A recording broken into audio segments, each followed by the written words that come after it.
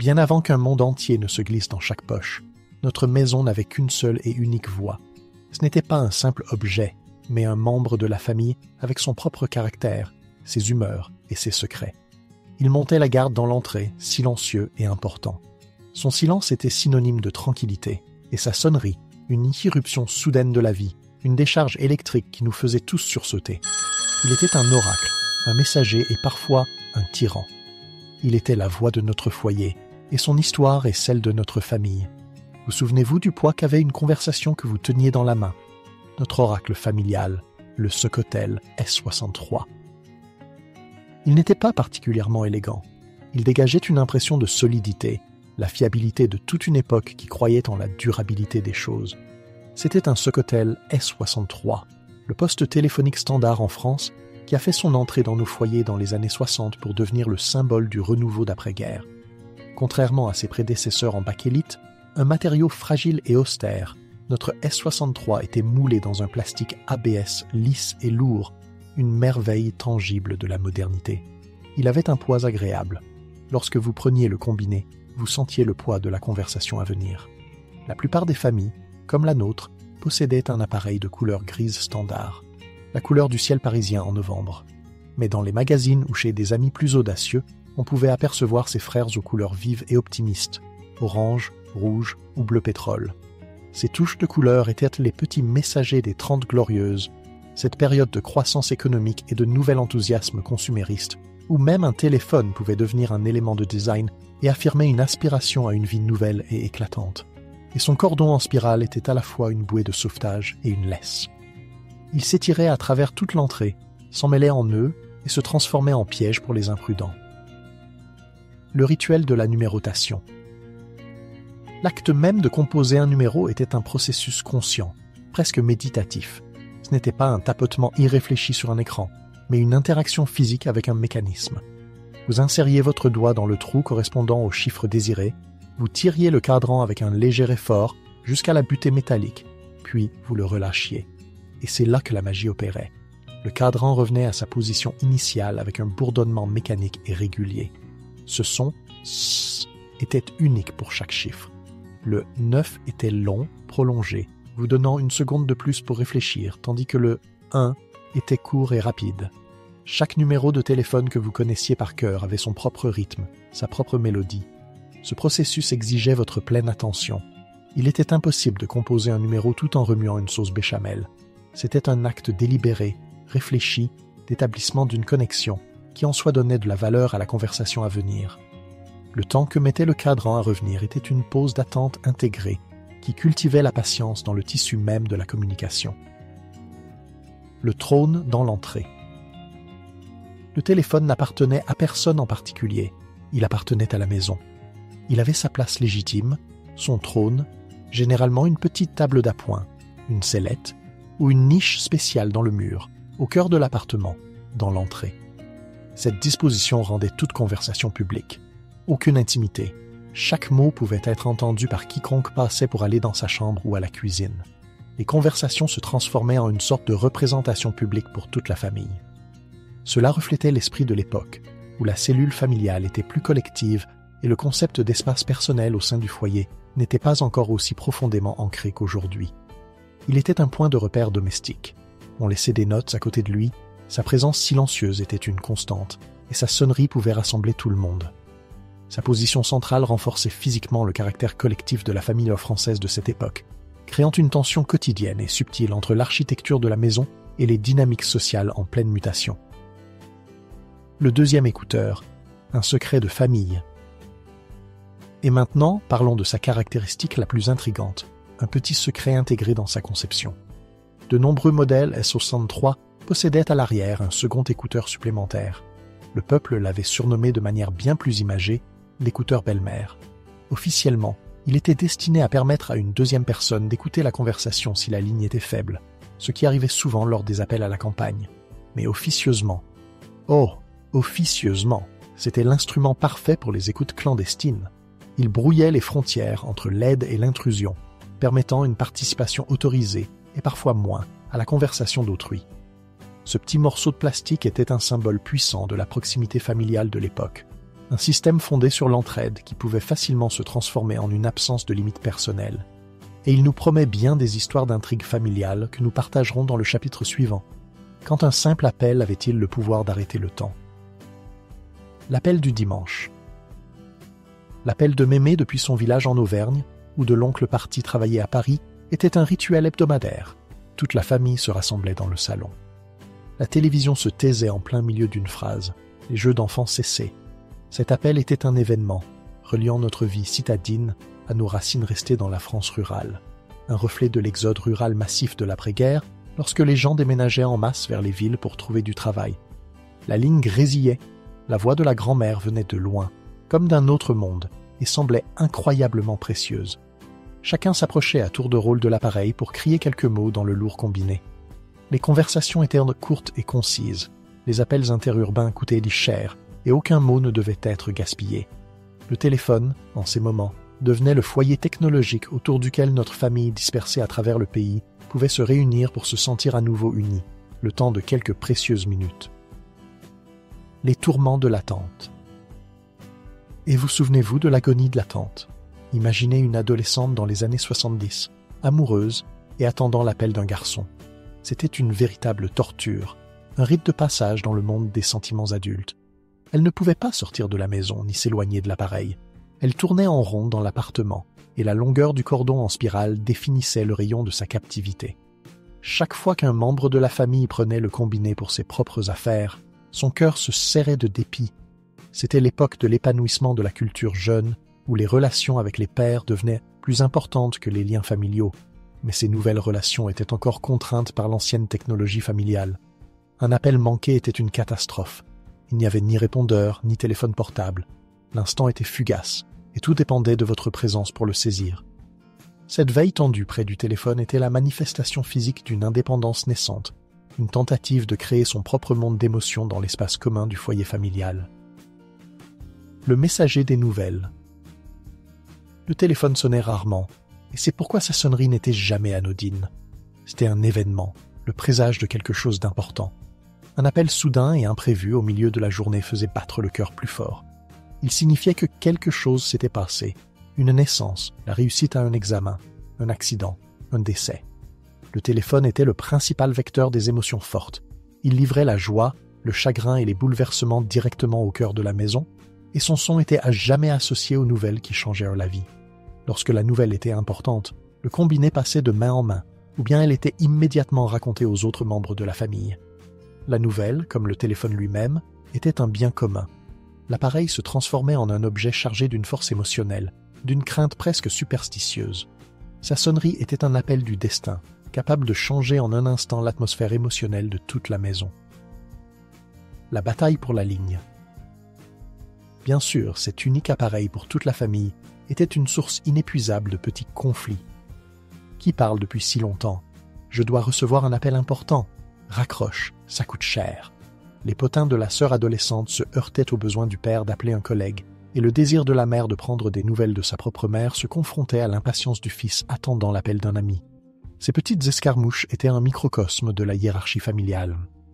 La parole du père était souvent décisive, ces appels étant considérés comme plus importants, ce qui reflétait les rôles de genre traditionnels de l'époque, encore peu touchés par la vague d'émancipation. Les disputes pour le téléphone étaient une sorte de guerre pour le statut et la reconnaissance de ses propres besoins au sein de la famille.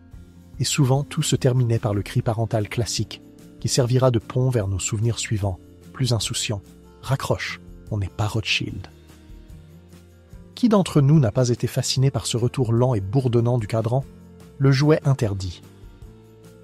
Pour un enfant, le téléphone n'était pas seulement un moyen de communication, mais un objet magique et captivant. Le lourd combiné, les mystérieux trous du cadran et, bien sûr, ce son. Il était impossible de résister à la tentation. Glisser un doigt dans l'un des trous, tourner le cadran jusqu'à la butée et le relâcher, en observant son retour lent et hypnotique. C'était un plaisir mécanique pur et simple. Nous ne tournions pas le cadran pour appeler, mais simplement pour le processus lui-même, pour ce bourdonnement satisfaisant. C'était un jeu interdit, car les parents craignaient que nous ne cassions la ligne ou que nous n'appelions quelque part par accident. Tôt ou tard, le jeu se terminait par une réprimande sévère. Ne touche pas au téléphone, ce qui, bien sûr, le rendait encore plus désirable. Cet appareil était le premier mécanisme complexe de notre vie que nous voulions explorer et comprendre. Faux numéro, rencontre fortuite. Se tromper de numéro était aussi simple qu'aujourd'hui, mais les conséquences étaient tout à fait différentes. Un mauvais tour de cadran, un doigt qui glisse, et vous faisiez irruption dans la vie d'une famille complètement inconnue. Il n'y avait pas de voix impersonnelle de répondeur, vous tombiez toujours sur une personne réelle. La conversation était généralement brève et invariablement polie, comme l'exigeaient les bonnes manières françaises. « Allô ? Bonjour madame, c'est le 45 12 12 ? Non monsieur, ici c'est le 45 12 13. Oh, pardon madame, je me suis trompé de numéro. Bonne journée. À vous aussi monsieur, au revoir. » Parfois, ces contacts brefs et fortuits se transformaient en moments amusants, lorsque l'interlocuteur à l'autre bout du fil avait le sens de l'humour, et une erreur d'1 minute devenait une occasion de sourire. J'attends un appel important. Cette phrase était une arme absolue entre les mains des parents. Elle avait un pouvoir magique et pouvait interrompre n'importe quelle conversation d'enfant, même la plus passionnante avec un ami sur les projets de vacances. Du point de vue d'un enfant, rien n'était plus important que de décider qui apporterait la baguette et qui apporterait la limonade au pique-nique. Mais pour les adultes, il existait tout un monde d'appels importants, inaccessibles à notre compréhension. Un appel du patron, du médecin, d'un parent éloigné, tout cela avait une priorité absolue. La phrase « j'attends un appel important » n'admettait aucune discussion. Elle signifiait qu'il fallait raccrocher immédiatement et sans protester. Nous boudions, nous grommelions, mais nous obéissions, car le monde des adultes, avec sa mystérieuse importance, semblait inébranlable. Cette phrase était le symbole sonore de la frontière entre l'enfance insouciante et la vie adulte sérieuse. Le son d'une vie sans hâte.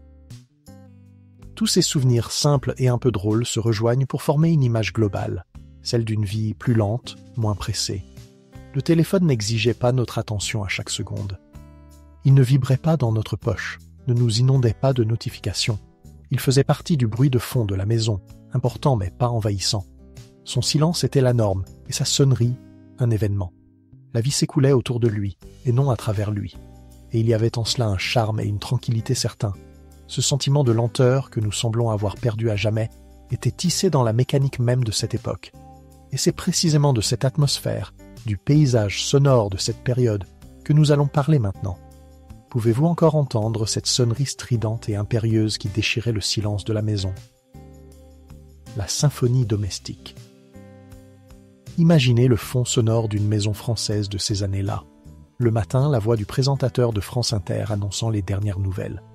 L'après-midi, le cliquetis des casseroles dans la cuisine où maman prépare un bœuf bourguignon. Le soir, les sons étouffés de l'émission de télévision que regarde papa. Et soudain, à travers cette paisible symphonie domestique, il éclate, la sonnerie du téléphone. Ce n'était pas une douce sonnerie polyphonique, mais un tri métallique, strident, presque agressif. 2 véritables clochettes en métal à l'intérieur du boîtier s'entrechoquaient, créant un son fort et impérieux qu'il était impossible d'ignorer. Il transperçait l'espace, captant instantanément l'attention de tous. Ce son était un signal d'alarme, une intrusion du monde extérieur dans le cocon douillet de notre foyer. Le grand interrupteur. La sonnerie du téléphone était un ordre, pas une demande. Elle arrêtait tout. Le dîner était interrompu en plein milieu, les fourchettes suspendues, à mi-chemin de la bouche. Un livre passionnant était mis de côté. Une dispute familiale animée s'apaisait instantanément. Quelqu'un devait se lever et répondre. C'était un devoir commun et un moment de tension collective.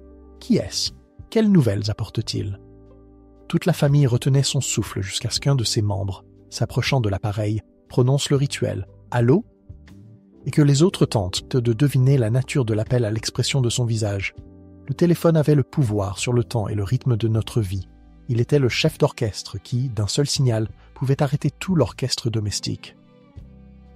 La voix des générations. Cet appareil n'était pas seulement une technologie, c'était un pont entre les générations. Je me souviens de ma grand-mère, dont les doigts n'étaient plus aussi agiles, m'apprenant à composer correctement un numéro, me montrant comment tourner le cadran jusqu'au bout pour que l'appel passe bien. Mon père m'expliquait pourquoi il ne fallait pas crier dans le combiné, car, à l'autre bout, on entend très bien le rituel de la réponse, le poli et un peu formel « allô », plutôt qu'un simple « oui » ou « j'écoute », se transmettait des parents aux enfants comme une partie du code non écrit des bonnes manières. Le téléphone était l'un des rares appareils techniques que maîtrisait aussi bien un enfant de 8 ans qu'une grand-mère de 80 ans. Il unissait non seulement par les conversations, mais aussi par les connaissances et les rituels communs de son utilisation. Les règles tacites de la conversation. Avec le temps, tout un ensemble de règles non écrites s'est développé autour du téléphone. Les conversations étaient un art de la brièveté. Personne ne restait pendu au téléphone pendant des heures. C'était cher et considéré comme de mauvais goût, occuper la ligne qui pourrait être nécessaire à quelqu'un d'autre pour un appel important. Il existait une certaine éthique, aller droit au but, ne pas interrompre, transmettre l'information clairement. Les longues conversations à cœur ouvert étaient réservées aux rencontres en personne ou aux lettres. Le téléphone était un outil pour transmettre des faits, pas pour bavarder. Ce respect de la ligne, du temps et de l'argent de l'interlocuteur et des siens façonnait un style de communication particulier, laconique et efficace. Et c'est précisément cette retenue dans la communication orale qui a donné naissance à une culture de l'échange complètement différente, où le rôle principal n'était pas joué par les minutes, mais par les pages. Comment vivions-nous dans un monde où il fallait attendre des semaines pour des mots et économiser sa voix à la minute près? L'appel précieux, la lettre patiente. Dans ce monde-là, le téléphone et le courrier postal vivaient en parfaite symbiose. Ils ne se concurrençaient pas, ils se complétaient. Les appels étaient réservés aux nouvelles urgentes, aux cas d'urgence, aux brèves félicitations. Les lettres, elles, étaient pour tout le reste, pour exprimer ses sentiments, pour raconter sa vie en détail, pour des réflexions sans hâte. Comme il était cher de téléphoner, surtout vers une autre ville, les gens écrivaient souvent. Recevoir une lettre d'un ami ou d'un parent était un véritable événement. On l'attendait, on la relisait plusieurs fois, on la gardait dans un tiroir. Un appel téléphonique apportait une information, une lettre apportait de la chaleur. La voix dans le combiné était éphémère, mais les mots écrits à la main restaient avec vous pour toujours. On pouvait les reprendre encore et encore, revenant à des moments chers. Le rituel public, la cabine téléphonique. S'il n'y avait pas de téléphone à la maison, ou s'il fallait appeler sans que personne n'entende, elle venait à la rescousse, la cabine téléphonique. Cette cabine en verre au coin de la rue était un petit îlot de communication dans l'espace urbain. Il y avait souvent une file d'attente. Il fallait avoir sur soi une poignée de pièces ou un jeton spécial qui tombait dans l'appareil avec un déclic caractéristique, mesurant les précieuses minutes de conversation. L'intimité était quasi inexistante. Les passants défilaient derrière la vitre et la personne suivante dans la file jetait des regards impatients à l'intérieur.